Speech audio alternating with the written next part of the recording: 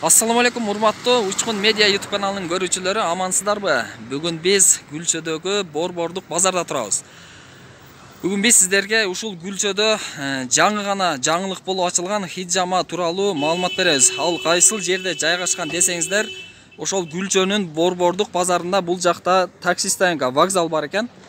Ал эми вокзалдын тушунда бул жерде Кыргызстан коммерциялык банкы жайгашкан. Ал эми ошол банктын сол жагында бурчтагы эшиктен экинчи этажга көтөрүлөсүздөр. Ал эми экинчи этажда салон жайгашкан. Салондун жанында ошол Хиджама кыла турган кабинет бар.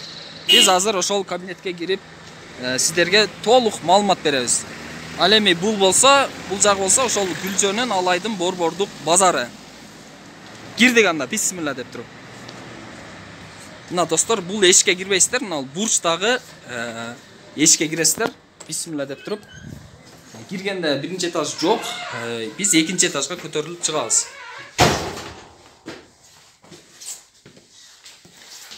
Жүрүңүз туган.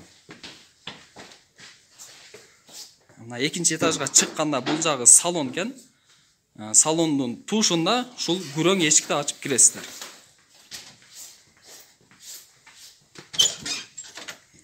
Бул жакка киргенден кийин бул жагы ошол салондун уландысы экен. Ал эми сиздер сол жактагы ушул жыгач эшикти ачып киресиздер. Мынакей достор, ассаламу алейкум. Кандайсыңар? Жакшысыңарбы? Мына ушул жер экен достор, мына чакан гана кабинет экен. Ушул жерде мына ушул жаш жигит Хиджама боюнча дарылайт экен. Азыр сиз диагноз коюп жатасыздар, туурабы? Биринчи негизи адамдын кан басымын, давлениясын көрүш керек. Эгерде бийик болгон болсо, ал адамга хиджама болбойт. Давлениясы, кан басымы жогору адамдарга демек болбойт. Низкий болсо, төмөн болсо. Төмөн болбойт. Жогору болсочу? Жогору болсо, хиджама кылган болсо, тестирасы өтө жакшы болот. Азыр бул байкенин эмесин көрөбүз. Давлениясын канча экен. Сиз көрүңүз, биз ага чейин сиздин окугандыгыңыз тууралуу сертификаттар көрсөтөлү. Мына достор, бул жигит жөндөн жөн эле ачып албаптыр, бардыгы мыйзам чегинде. Дарылоо иши боюнча медколлежди бүткөн окшойсуң, а? Бул жакта ошол Хиджаманын окуткан борбордун берилген диплом сертификаттары бар экен. Булчу массаж боюнча дагы массажда кыласыңбы? Массажда кылам, массаждын бар түрү бар. Массажда стаж Россияда да иштеген.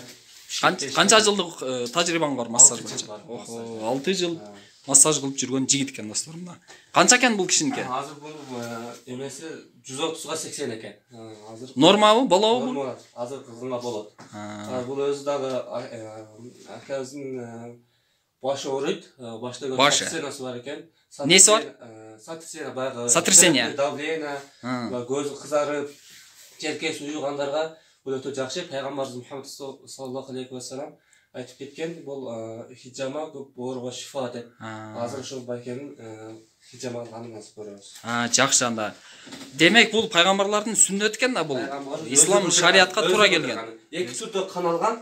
Ал убакта эми бул медицина боюнча өнүккөн эмес да. Банкалар жок болгон үчүн жанагы мүйүз менен алган.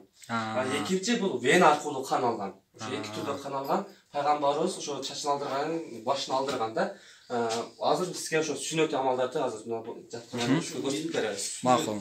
Ар бир пациентке давлениясын көрүп, ошого карап жасалат. Келип сразу жасабайбыз. Кээ бир адамдар гемоглобин низкий болгондорго жасалбайт. Демек сиз алдын ала диагноз коюп, анан жасалат же жасалбайт деп айтасыз, э? Ошо карап айтабыз. Мынакей достор, азыр бул кишини жаткызып көрөт. Бул хиджама кайсыл ооруларга шифа? Хиджама черепное давление, хондроз, аз 40 жаштан өткөндөн кийин адамдын каны баягы каны уюп, мисалы кан коюлат да. Сизге больницага барсаңыздар, сизге дары жазып берет, кан суюта турган. Ошо дарыларды жазып берип, сизде ошону ичип туруңуз. Кечке маалда жана энергопин, амлотопин деген дарыларды жазып берет. Ошонун алдын ала үчүн бул адамга керексиз кандарды алса, өзүнө свежий кан пайда болот. Демек кан жаңыланып турбайбы, суюлат, а? Свежий кан чыгат. Жакшы. Мындай ушундай бир кроваты бар экен бул. Ар бир пациентке одноразовый ушундай эме колдонобуз. Анан банканы дагы жаңы ачабыз. Себеби бир колдонгон банканы экинчи адамга колдонбойт. Аны экинчиден бул колдонгон банкалар утилизацияга кетет. Жанагындай экинчи адамга колдонбойбуз да. Себеби азыр көрүп атасыздар мына вируска каршы көп оорулар болуп атат. Мынакей достор, ушинтип кардарды жаткызып, пациентти оорулууна жаткызып, ушинтип ар бир оорулуу адам үчүн ар башка жаңы банкаларды колдонот экен. Демек, бир банканы 2-3 адамга колдонсо болбойт турбайбы, вирус чыгат экен, а? Бул не? Клейби? Жок, бул масла, оливковый масла. Бул баа чөптөн аллергия болгондорго бирок бул масла колдонулбайт. Ага Johnson Baby деген детский масла бар, ошол жакшы. Биринчи массаж кылып, дененин кровообращениясын жүргүзүп алабыз. Денени жумшатыш керек. Жумшатыш керек. Себеби жанагы сразу эме кылган болсо, жана атышып, жана пациент негатив ойлорду алып калат да. Бир адам канча жолу келиш керек? Бир курс лечение канча күн болот? Бир курс өзү негизи айдын 17-синде, 21-inde, 23-ндө алынат, ай толгондо сөз сүнөттө. Анан эртең мененкиси обедке чейин келип алса жакшы. Анан бир курс 6 айдан кийин ошо бир алынат да. 6 айда бир алып туруш керекпи? 6 айдан кийин бир келет. Негизи бир курс лечениянын акчасы, пулу канча, баасы? Эми мына ар бир банка арзан эле кылдык 100 сомдон. Мисалы Ошто бизде 200дөн коет. Эми ал жакта жолгура деле кетип атпайбы? Жакта жакшы. Мына достор, Алайда Күлчөдө ушул Борбордук базарда такси стоянканын вокзалдын тушунда ушул Кыргыз коммерциялык банк деген бар. 2 этаж здание бар, ошонун 2-нчи этажында ушундай бир алайлыктар үчүн хиджама борбору ачылыптыр. Демек, Ошко шаарга убакыт кетирип, акча кетирип барып отурбай ушул жерге келсе болот экен да алайлык тургундар, Албетте. Мынакей азыр бул даярдадык уже. Жаңы вакуумный банкаларды ачабыз. Канча банка, канча жерге коюш керек бул кишиге? Азыр бул 3 банка коебуз бул акага. Себеби ошол ар бир эменин өзүнүн кээ бир адамдар здоровый болот, кээ бирлери баягында слабыйраак болот да, ошого карап туруп коебуз. Мынакей жаңы ачтык, мынакей көрүп атасыздар. Комплект болот экен да? Комплект болот. 12 үчтүк болот. Мынакей достор.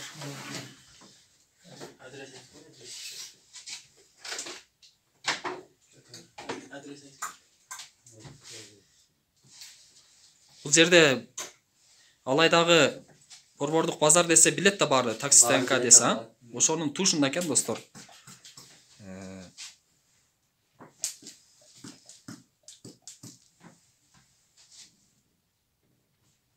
Мына желкесине жана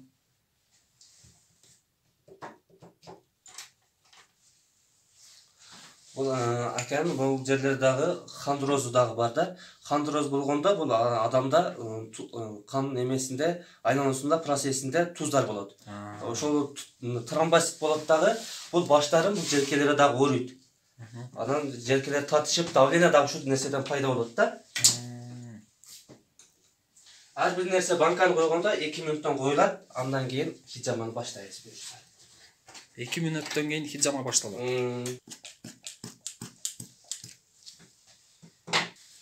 Мынакей достор, 2-3 мүнөт коет экен, ушинтип банканы андан кийин банканы алып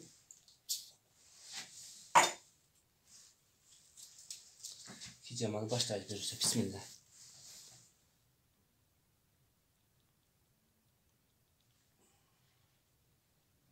Сиз муну каяктан, кайсыл окуу жайдан окуп үйрөндүңүз?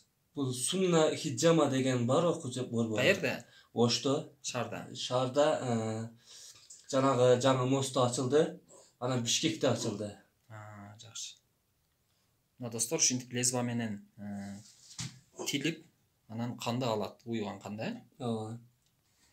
Бул негизи медицина илимдерине кандай каршы келбей экен? Медицина врачтар бул тууралуу жакшы эле ойдобу? Булар азыр бул айта берсек көп эмеге эме кылат. Азыр көрүп атасыздар, мына динге жакын мына врачтар дагы айтып атат өздөрү алдыргыла депчи. Бул динде эч качан кемчилик жок да. Бар ушул нерсе Бұл медицинадагы диннен келип чыккан нерсе. Неке кан чыгып атат. Канча убакытта чыгып бүтөт? Бұл азыр 5 минут же 6 минутка чейин коюлат.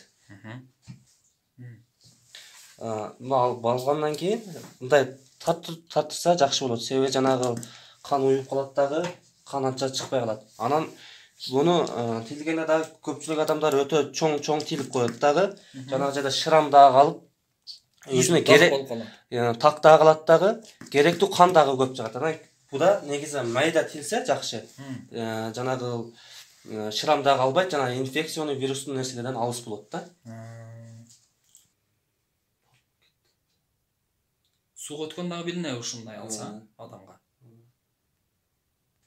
Бул хиджамадан кийин адам не кылбай туруш керек, нелерди жебей туруш керек? Бул хиджамадан кийин негизи суюкту көп ичиш керек. Жанагындай жүзүм, фруктуларды көп жесе, асал жесе, асалды эмеге салып, малина ичиш керек. Себеби баягы кан алгандан кийин адамга суюктук керек болот да.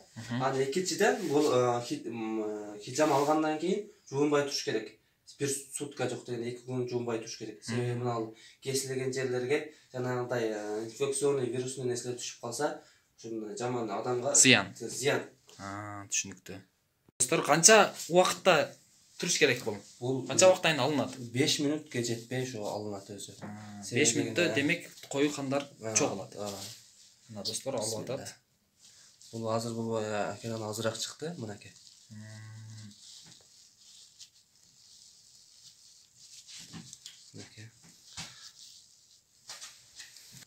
Демек ар адамдан оорусуна жараша ар кыл кан чыгат, Ооба.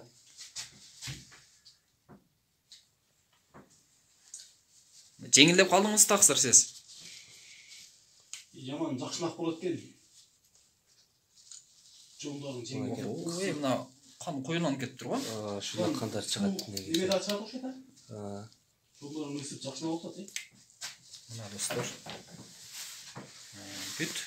Буну арамкан деп коя беле. Кою кандар, ушундай коюланган кандар денеден алынып чыгылат экен. Эң көп канча банкага чейин коюлат оорунун түрүнө жараша? 10 банкага чейин коюлат.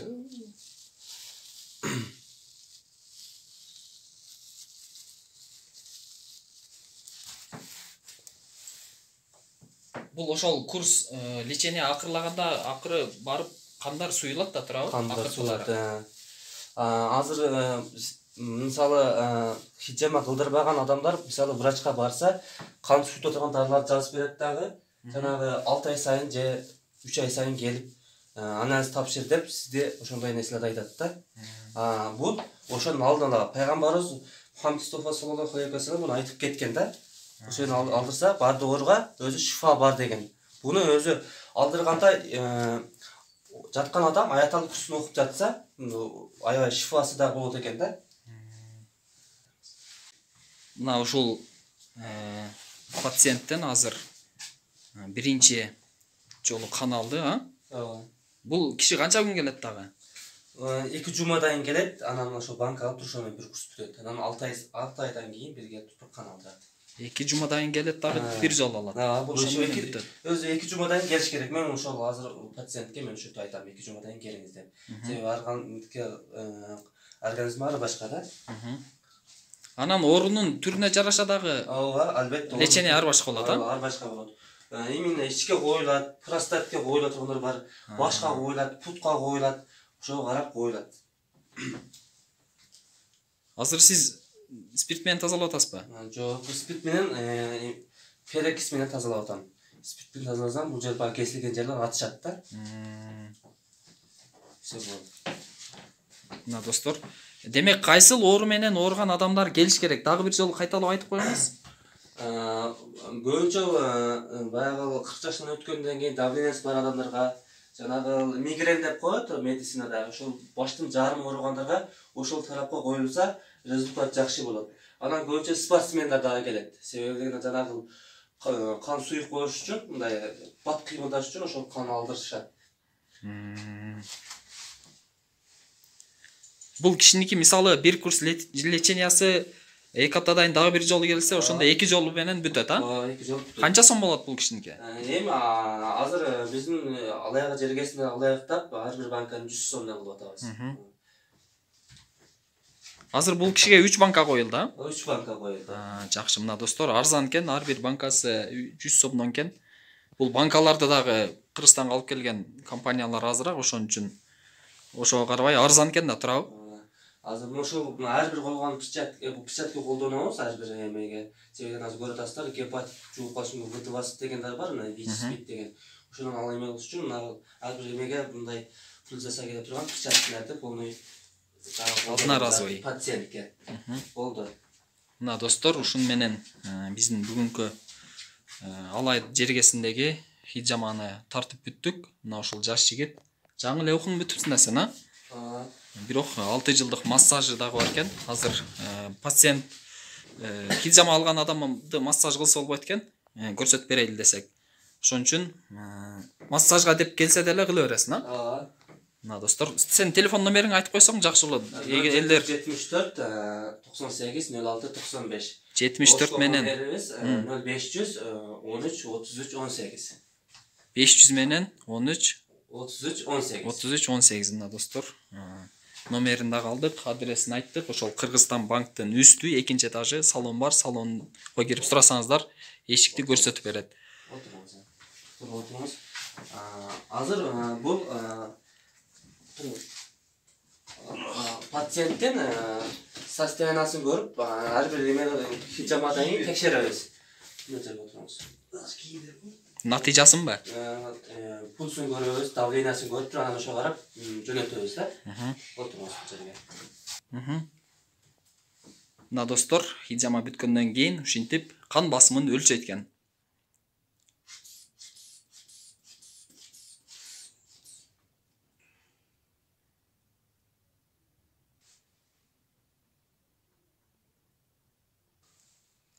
Канча экен? Кан басымы жакшына.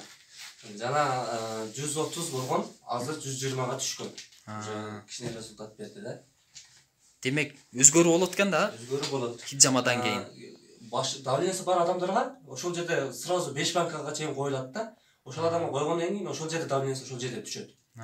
Ошол жагы бар. Анан азыр бунун пульсун дагы көрөбүз. Пульсу канча соғып атат. Электрон. Мына жыйынтыгы болду. Жанагы өзү пульс 65тен 80ге чейин болот. Азыр жанагы биринчиде хиджаманын алдын алганда, ошо алардын алдына татканыбызда бул пульсу 75 болгон. Азыр 67 болуп атат пульсу. Ошо пульс да кичине түшкөн. Нормага болот.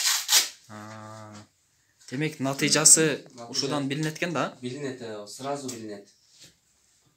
Мына достор, бир адамдын жалпы хиджама алганын толук көрсөтүп бердик баштан аяк. Азыр эми ушул пациенттен сурайлы, кандай болду ака? Жеңилдеп калдыңызбы? Кандай экен? Жактыбы? Ошо жерде мактап ачкандан келдим эле, жакшы экен.